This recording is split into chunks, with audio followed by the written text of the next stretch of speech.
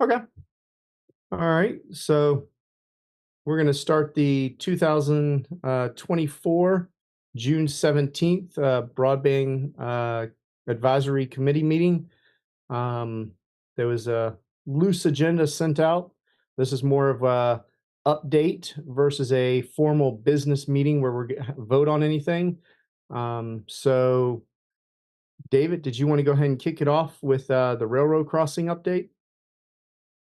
Yeah, so where we're at with the railroad crossings, the letter to proceed with the work has been issued to the contractor that's doing that work. And we're in the process now of nailing down exactly who and what dates CSX can have someone in the area so we can do that work. So that work is progressing. I believe the contractor has about 180 days to complete it. So the way Breeze Line's been working in the areas that they've been working, they've kind of worked around the fact that they don't already have railroad crossings. So at this point, there's really not been a delay. So everything appears to be on schedule at this point to have those railroad crossings completed before they're actually start to slow down the rest of the process. Now, one question that keeps coming up uh, in certain parts of the county, yes, your that part of the project may be later because it does need that railroad crossing. So while it's not delaying the overall project, it is kind of deciding what areas that they're working on at this point. But no reason to be concerned. Everything is working as planned.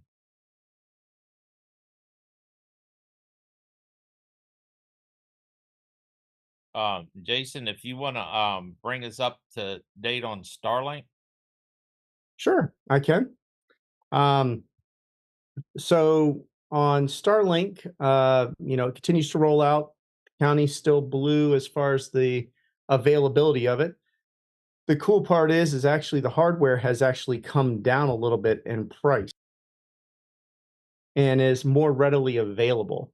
Um, so not that we're endorsing any of these companies, but we had an instance where we needed broadband quickly at the county fair for a project up there. So we ended up ordering directly from, or we ordered one from Starlink directly, and then there was actually we went to Best Buy and were able to purchase one off of the shelf. Both of them were the same units, which is the new version without motors. We purchased a mount that went on the side of the building that allowed us to mount that to the side of the building. Mr. Sadler actually facilitated setting that up and getting it hooked up.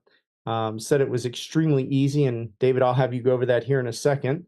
But definitely gave the ability for the fair to actually have internet while they needed it. The cool part is while I was up there on Saturday, I actually spoke to one of the people that heads up the fair, and they're talking about putting it into roam mode, which is a little bit more expensive, but will allow them to stop the service while they're not using it. So that way they're not having to continually pay for a service that they're not using at that point in time.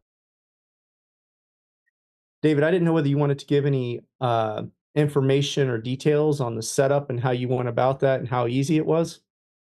Yeah, so the new dish is a stationary dish as opposed to the earlier versions that had a motor that articulated that dish to look at the sky.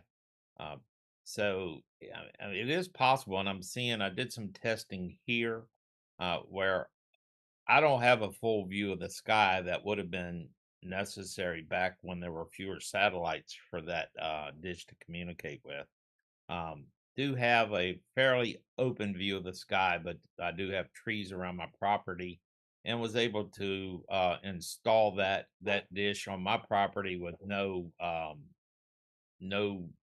obstruction notices. S- So that being said, I think as the number of satellites go up, the amount of sky that is necessary is getting less and less. So I think it will be more usable. Now it is a stationary dish. Before you would just put it flat on the ground and plug it in and give it a few minutes and it would move around and find the satellite. Now you just basically set it on the ground, connect to it with a phone app, and it'll show you a rectangle, the shape of the dish, and shows you it actually reads exactly the rotation on the dish and will point it. So you rotate the dish, and as you rotate the dish on the ground, you see it rotating in the app until you get it to the correct location, and then you're up and running. The speeds that we tested were in the neighborhood of 300 down, 20 up. So the speed is still good, and it's still a viable option, especially with the price coming down on the actual dish itself. I think it's becoming a much easier purchase for a lot of people. And I will say that, there's no commitment on the dish. So again, as we work to bring broadband across the county, if you're in a situation where you need internet right now, um, I would consider that as an option. The money that you pay up front, of course, the dish is yours, but there's no early termination fee. So if you're in need of an immediate broadband connection, you purchase one, you use it for 6 months, and then discontinue the use after something else becomes available. Then the only thing that you got is the cost of the dish. And I've talked to several people that plan to keep the dish as a backup even after other connections are put in place. So it is a good option. It's quick and easy to set up. Um, the setup on the dish and the wireless is extremely easy through the app that you have on a smartphone. The only thing that may get a little complicated is if you want it to be a permanent installation and you have to mount it to a house and get the wire in the house and down to the room. Some people are using more professional installation companies to actually do the install. So it is an option, and it's still a very strong option. The one that we put at the fair actually served broadband to the home goods building, which is where I was set up for the committee. Um, and the one dish, it's a um, Wi-Fi 6 router with two wired connections on it, and the wireless connection covered a very large building extremely well on all corners. So the equipment appears to be good quality and works well. And the one thing I would point out, in looking at it, the panel, which is the actual dish, appears to be a little bit bigger than the previous generation panel. Um, the mount actually sits in there very easily and nicely because it actually, like you said, David, you showed me, kind of just pops in there and helps lock it into place. And one of the extra or the other interesting things about it is a single line that goes from the dish down to the actual router. And because of that, if for some reason that line ever gets cut, damaged, or what have you, you can order a new line and actually plug it directly into the panel and back into the router. One of the other advantages, and Mr. Jacobus will appreciate this one, there's actually, David, correct me if I'm wrong, is it 2 or 3 Ethernet ports that are available once you plug the dish in? Yeah, they're two wired Ethernet ports on the back of the router itself. So from the dish to the router, you have a single cable. Now that cable kind of looks like a Cat 6 cable, but the locking pin on the end, on each end that you normally have to depress to remove a Cat 6 cable, is not a standard pin. It's a small, like, rubber contact. So once you plug the wire in, if you need to pull it back out, and I don't feel real good about it, but the instructions say you just pop it out. And so if you just give it a quick tug, it'll pop right out. But for that reason, because the plug is different.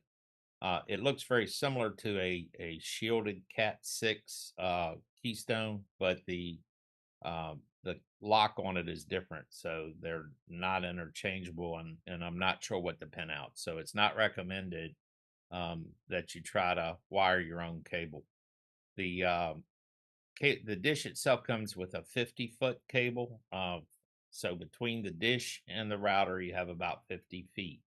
And then the router to power, you'll probably have somewhere in the neighborhood of 6 or 7 feet. So, but you can also order a 150-foot version of that same cable. Yep. So you have 50 and 150-foot cable lengths. And I'm looking on Starlink right now, since I did say it was cheaper, for 1 month of service. This is for down here in Lower Caroline County. I just punched in an address down here. It's readily available. The service is $120 a month. The hardware is 611. So the total out the door shipping and taxes 664.44. So that price has come down. And Now, they what is the price, Jason? right now on Starlink's website, actually, let me take off the mount because I had the mount and the pole adapter included. Sorry, it's 546.51.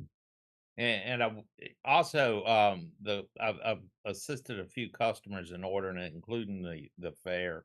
When you put your address in, you will get a pop up that says um, the price has been reduced for your area, and it's even further than that by a little bit. I'm thinking 349, 369, somewhere in that neighborhood. So it's dropped considerably from what it was originally. Yeah, I just basically punched in this address down here, and it says the hardware is basically $500 and then $120 for your first month's service. Yeah, so I mean, it may be tied to an address somehow, but Yeah, I've done two, one for the fair and then one for another part of the county, and both were priced the same. nice.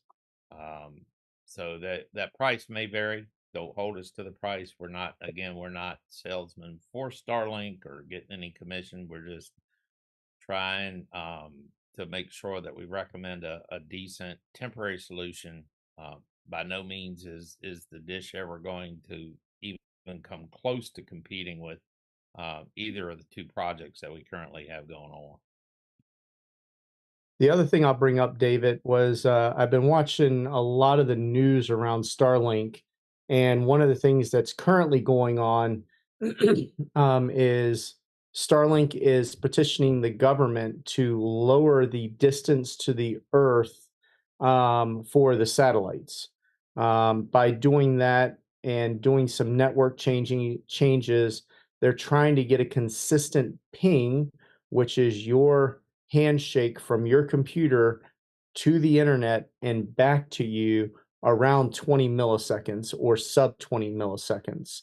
So that's 20 millionths of a second for you to make a communication out to a network and back to your house. By doing that, what Starlink is trying to do is get it below terrestrial cell phone service delays, like hot spots on your cell phone and things like that, to get the latency less than that. So I know that's currently underway. I don't know where they are in approvals for that, but once that happens again, they're gonna, continue to enhance it and make things better. And it's actually nice to look at the map these days and see that it's completely light blue, which means it's available to most of the United States at this point in time, where we used to have a lot of pockets of deep blue, which were meant that it wasn't available at all at that point in time. So it's come a long ways. So that's my update, Mr. Sadler. If you have anything else you want to add, or if anybody has any questions. Let's see, Jason. That's Mr. Thomas must have dropped out. Now he's coming back in. Um, so now I would like to kind of go to the report on 23 Vatty. So I'm gonna share a screen, and then we'll kick that off.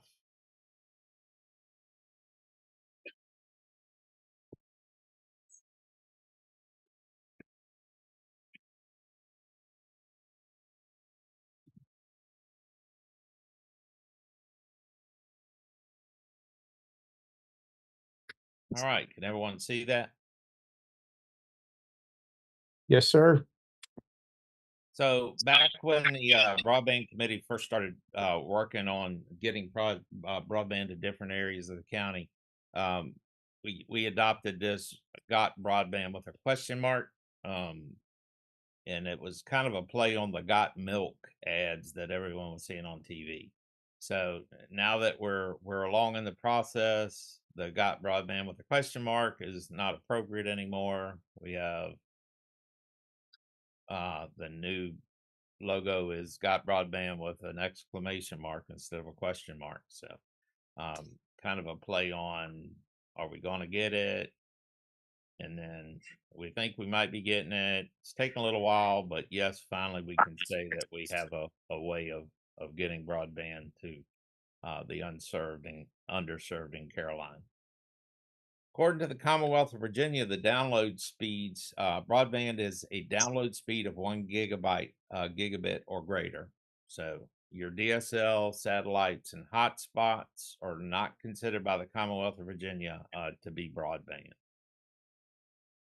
In Virginia, about 85.7% of all Virginia residents have broadband available. So that makes us rank 9th in the United States for broadband availability statewide.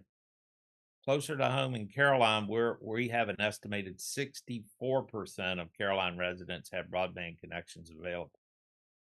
Again, that's over 8,000 homes currently have a connection that they can subscribe to, but yet 5,000 homes are still unserved. So how much is it going to cost to be able to close that gap so that everybody has a connection available to connect to? So the cost is estimated to be over $31 million. It's a lot of money, but the funding is already for the expansion is already in place, with VATI and DHCD granting a little over $10 million. Caroline County, with the 21 and 23 project, has committed $5.2 million, and Verizon and BreezeLine as companies together are contributing over $16 million to this broadband expansion. So in VATI 2023, it's actually broken into two projects. The 2023 East project, where BreezeLine is the provider. And if you see that bright blue line down through the screen, that's Route 95. So BreezeLine is the provider on all expansion to the east of 95. And you see the different color areas in there. With the exception of AP Hill, which is not a residential area, and they have their own sources of internet within the base. The VATI 2023 project, the Caroline East side of it, this project is on schedule and has to be completed by October 2026. So here we are in June. It's getting close to being 2 years till it has to be completed. Construction is going on in the areas of Sparta, north of Sparta, south of Sparta, and kind of southwest from Sparta, heading back over towards 301. Just a couple of pictures of some construction going on in the Sparta area. VATI 2023 Caroline West is the western part of the county. And again, on your screen, you can see Route 95 going down through the county, dividing it. The Caroline West project is everything to the left of that, or west of 95. In this area, you see the dots, and each of those dots represents a home that will be served by the project. And you notice that there's a huge area in the center where there are no dots. The reason why is that's the area where Comcast currently delivers service. It's a highly concentrated area, so that's how, between that and Breeze Line serving, for example, Comcast serving Lake Caroline, Lake Landor, Pendleton, down around Carmel Church, and Breeze Line, Bowling Green, Milford area where there's a high concentration of houses. That's how you get the 8,000 houses that are served. But between this picture and this picture, you can see that there's a lot of areas that are unserved. So in this picture on Caroline East, again, each one of the dots to the right side of 95 represents a home that currently does not have service available to them. So in the at the fair, there was a lot of questions about people were excited to see Verizon coming in as a provider. They wanted competition with Comcast. I spent a lot of time and again, I would like to thank the Caroline County Fair for their hospitality. It was a great event attended by over 10,000 people. Um, Thousands of people came through the building where I was, and I actually spent time talking to over 200 people throughout the fair. And one of the questions that kept coming up is that they were excited to see Verizon coming in because they wanted some competition with their current provider. The bottom line is that the VATI grant program and state and federal dollars to expand broadband um, is not that one of their goals is not to provide competition. In fact, competition is pretty much prohibited by the process because they want the money going to bring unserved and underserved citizens internet. So if you live in the Verizon broadband project area, again, that's this area, everything west of 95. If you live in that area, on June the 12th of 2024, Verizon released for sale the first 383 addresses. That ends up being over 40% of the addresses that they plan to serve by the grant have already been released for sale. Verizon is urging all residents, every resident that lives in the Verizon area should now call and pre-register. If you're one of those first 383 addresses, then they will work to, if you're interested, they will work to set you up an appointment right now to have it installed. People that were calling last Friday and Saturday were getting installation dates out as early as next week. So Verizon is working really hard to bring that internet to their project area in a timely manner. I think it's pretty amazing that they broke ground around the 15th of January, and here they are serving 383 houses. The telephone number on your screen, 866-909-2198, is the number that you need to call to pre-register. And again, when you call that number, if it's available to you, you will be told that. The purpose of pre-registering is Verizon has physical addresses for all of the houses in their project area. However, some people have PO boxes or don't have, or have moved, or the property owner has that address and the people living in the house doesn't. If you go to that number and pre-register, when it becomes available, you will be notified. The 383 homes that are currently served will be mailed a mailer on Friday, separate from the letter they already sent out, letting them know that it's now available to their address. So that'll be mailed out, and it's mailed out to the address that they have. So if you call and pre-register, you make certain that they have good contact information so they can reach you when it becomes available. So the VATI 2023 Caroline West project, this project is well ahead of schedule, but it must be completed no later than April 23rd, 2025. And again, a couple pictures of construction in that area.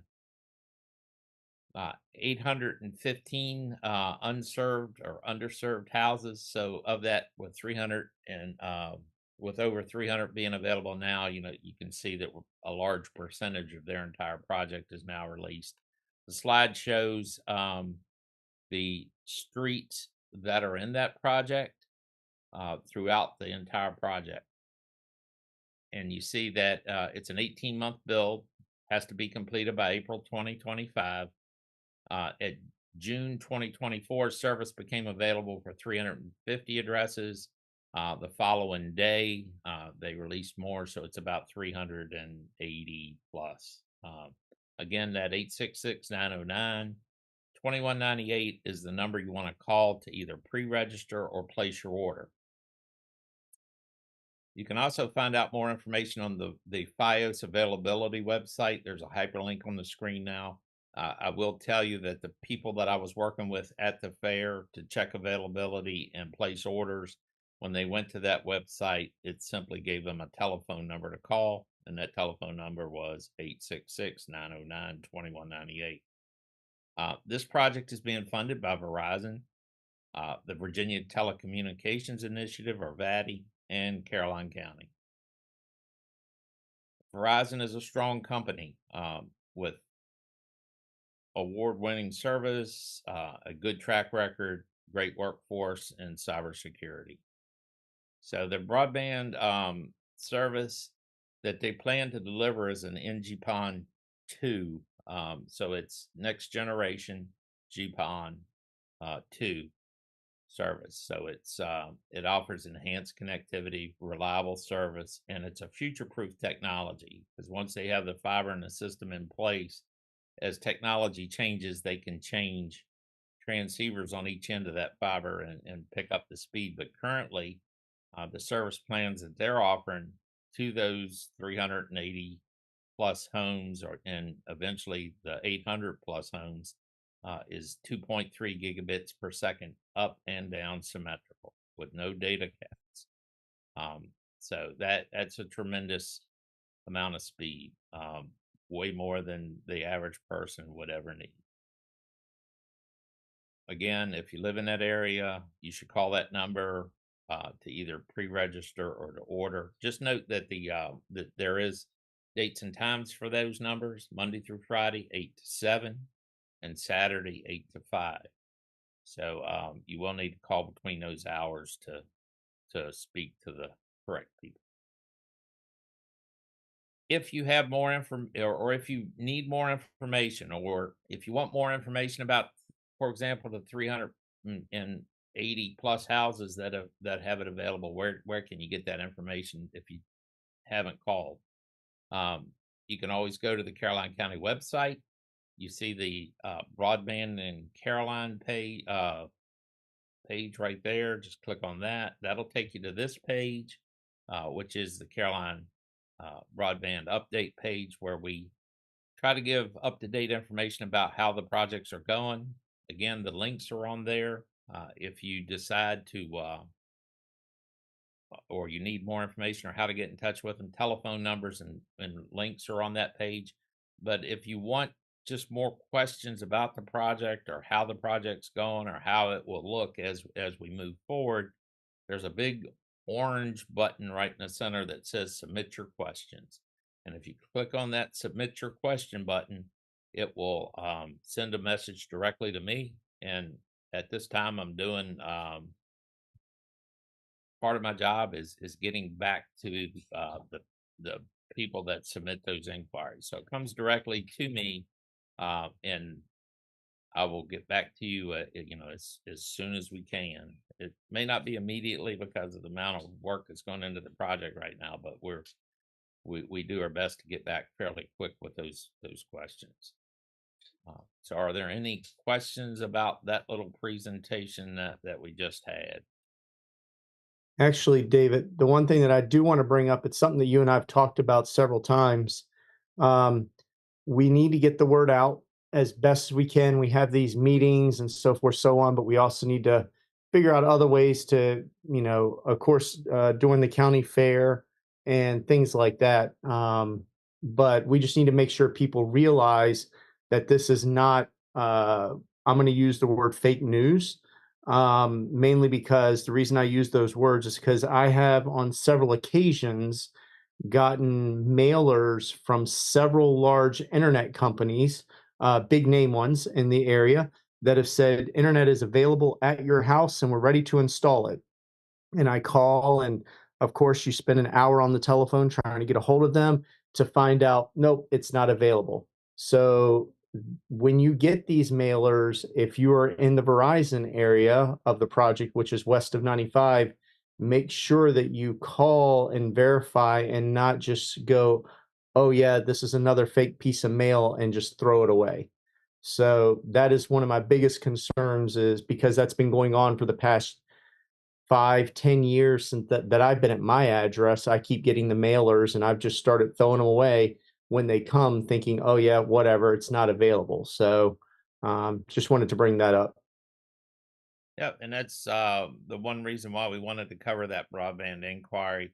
Uh, if you just don't know and you want to verify, you can always click that button that will send a message to me, and we'll get back to you and discuss any questions that you may have.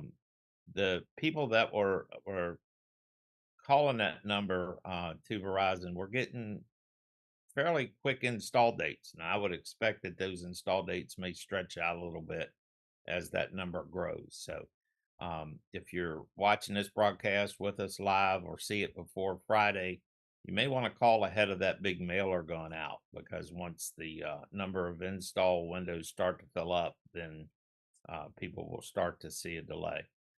And in speaking with, I spoke to a Verizon rep today. What they may end up doing is similar to what Comcast has done in the past. They will come in, install a piece of temporary fiber on top of the ground to get you going. But then the one thing that Verizon does do is, as soon as that temporary fiber is laid in place, they immediately create a work order with Verizon to come back and have it buried within 2 weeks. So if you end up with a temporary fiber on top of a ground, then just know that they will be back, and they also provide you with numbers and persons to contact if there is an issue. So they have a very good process in place. Just know that the connections are available to those addresses now, and will be available to the remaining addresses before early next year. More than likely, it'll be within a few months. But they are not installing fiber at this point to any home as just part of the project. Once you place your order, they will install to your house. So, we have this time when the fiber, the main transport fiber, was put in place, for some people a couple of months ago, and then they don't hear anything. That doesn't mean that they're not working, and those installs will be set up. So just know that they are working to get that installed as quickly as possible.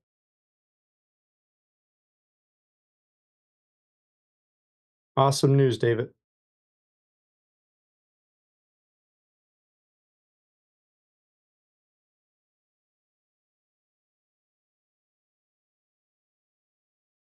So I guess we'll move on to the county fair. Again, I would like to thank the Caroline County Fair for allowing us to come over and spend some time talking with a lot of very interested citizens about the broadband expansion effort in Caroline.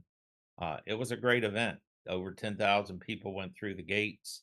Um, the first night, over 800 people came through the building where I was, and of those, over the entire fair, I spoke with 200 people or more during that process, and that was not just shaking hands and saying hello. We were actually getting on the computer to verify if they were one of those people that had their address dropped.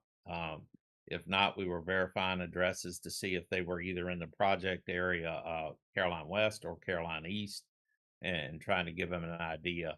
Um, just to go back just a little bit, Jason, on the Caroline East project again, they are working, like I said earlier, from Sparta south and southwest back over to 301.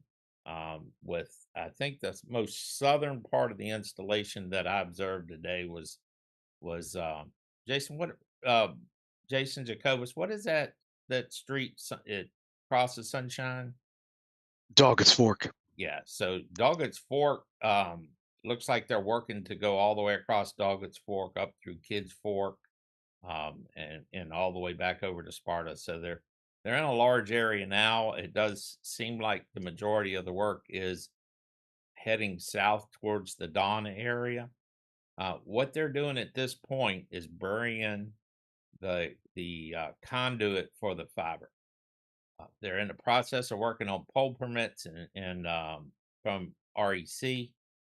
So rather than hold the project up waiting for those permits and the pole make ready work, they're putting the underground. So they're doing everything they can so that once those permits are released from REC, they'll be able to come back, do the overhead, drop the underground, and start turning customers on. And again, just like Verizon's doing on the west side, the east project, as your connection is completed, they will offer it for sale to you. We will not have to wait till the end of the project for anyone to get internet. So if it's available, you will be offered a connection. So other than that, Jason, we don't have any new business unless anyone has any questions or anything that they would like to throw out there, and we'll try to find you the best answer. That being said, the July 15th meeting is the quarterly meeting. That is the actual business meeting. If we have business to conduct, it would be conducted there. The between the quarterly business meetings, we have these broadband updates where we come in and just discuss kind of a roundtable discussion of broadband in Caroline. So after the 15th quarterly meeting, then it will be August the 19th for the next broadband update meeting. We do have a couple of events on the calendar that we're watching and planning to participate. We have the Bowling Green Harvest Festival on October the 19th, 2024. That's in the town of Bowling Green. And then we have the Frog Level Fire Parade. That's in October, but I'm not sure of the date. Do you know that, Jason? Last Saturday in October. Yeah, so it's the last Saturday, so it'll be the 26th. 26th. So October the 26th, we plan to be at the Frog Level Fire Parade. With the setup, if you have questions, stop by and pose any questions about the projects. Feel free to stop by and see us, and we'll be at both of those events. David, before you go, yes, can you give me the numbers for the amount of houses that have internet in Caroline and the number that have? Is it 8,000 and 6,000? 8,000, approximately 8,000 have internet currently available to them. 5,000 do not. 5,000. Okay. And it's about 64% have a connection available to them. Of course, that number is going to start to drop because if you look, at if once the Verizon project is done, that's over 10, 12, 14% of the entire unserved that'll be served by just that one project. So we're heading in the right direction. I know it's not fast enough for a lot of people, but it's a very short timeline for the companies that are working hard to get this built. Right, and we've got more than half of the county already connected. You said that ranks us ninth in the state as far as connectivity?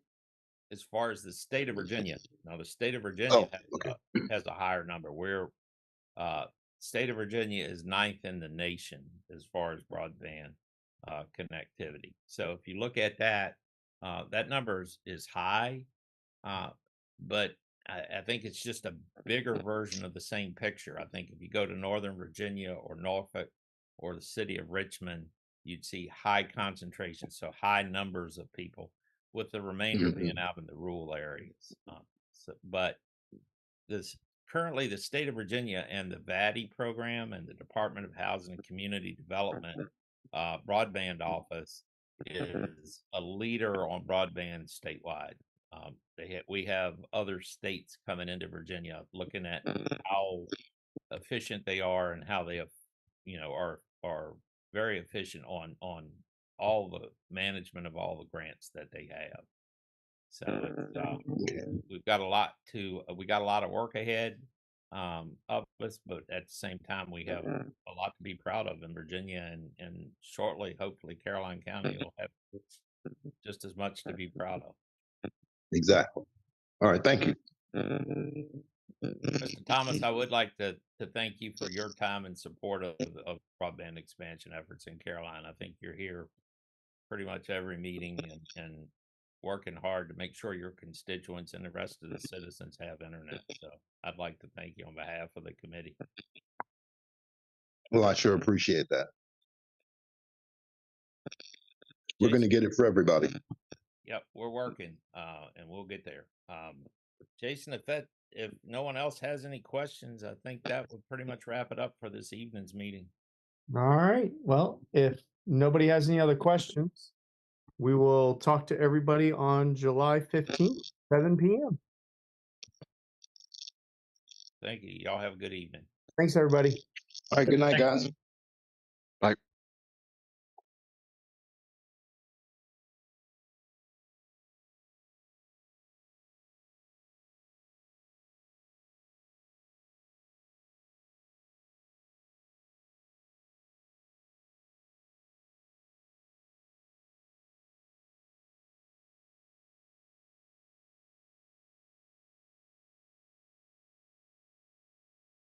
All right, sir. See you tomorrow night with bells on. All right, bye.